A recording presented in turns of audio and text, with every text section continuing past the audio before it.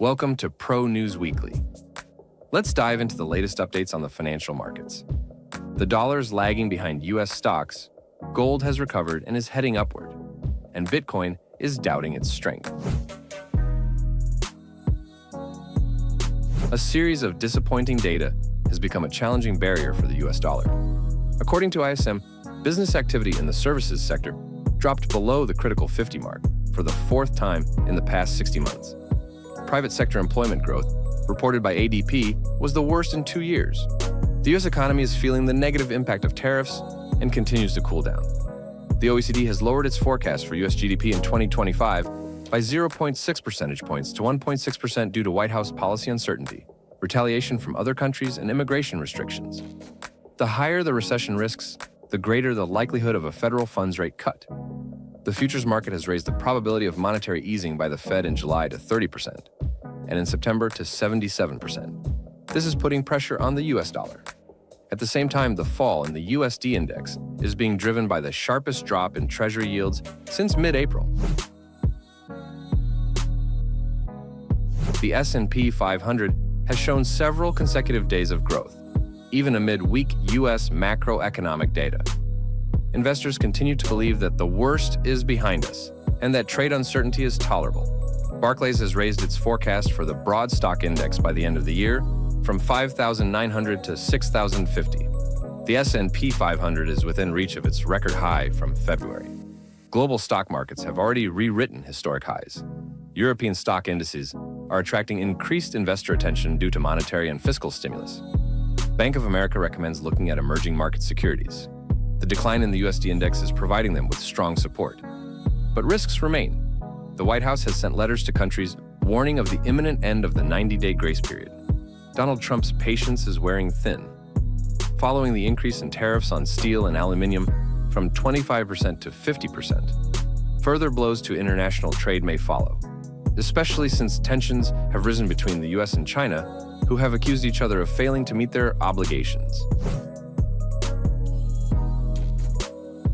The cooling of the U.S. economy, the growing likelihood of a renewed Fed easing cycle, the weakening of the dollar, and the drop in Treasury yields have returned gold to its natural state. The precious metal is riding the tailwind and is seriously aiming to storm the upper boundary of the 3,100 to 3,400 per ounce trading range. Gold bulls are receiving support from central banks. According to Goldman Sachs, they purchase about 80 tons of bullion per month on average. This is equivalent to $8.5 billion.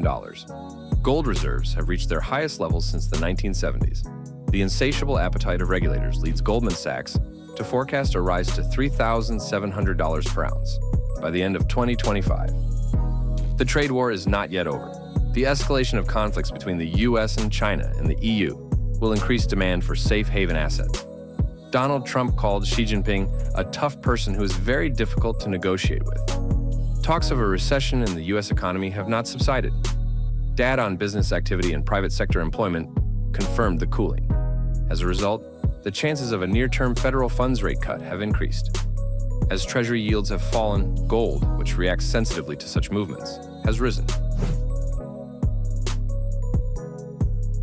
Bitcoin and U.S. stock indices have diverged. The cryptocurrency is facing serious difficulties due to capital flowing into stock and gold markets. The success of the S&P 500 and the precious metal is drawing investor attention. The rise in global risk appetite no longer supports Bitcoin. It is being sold on facts after being bought on rumors surrounding the U.S. Congress review of the stablecoin bill. Investors are beginning to doubt that strict regulation will benefit the crypto industry. Regional banks could come under pressure due to deposit outflows. Also, the U.S. regulatory framework will not close the shadow market. Bitcoin is also losing trust due to Donald Trump and his family's intention to use digital assets for personal purposes. A company affiliated with the president's sons has begun mimicking Strategy's actions by purchasing cryptocurrency through the issuance of securities. Meme coins linked to the Republican and his wife are a hot topic among traders. Is the president's promise to make America the crypto capital of the world just a cover for personal gain? The clock is ticking. The White House is awaiting trade proposals from many countries. However, Commerce Secretary Howard Lutnick has so far only announced a deal with India. Only the UK and China have responded to U.S. proposals. This can hardly be considered a success for Donald Trump. It seems his threats are becoming less intimidating. The main focus for investors in the second week of June will be US-EU trade negotiations. There is a risk of escalating conflict between Washington and Beijing. The big event on the economic calendar will be the release of US inflation data for May. The Fed expects that at some point, tariffs will lead to higher consumer prices. The longer this doesn't happen, the louder the criticism of Jerome Powell from the US president will be. Donald Trump is calling on the central bank to cut rates.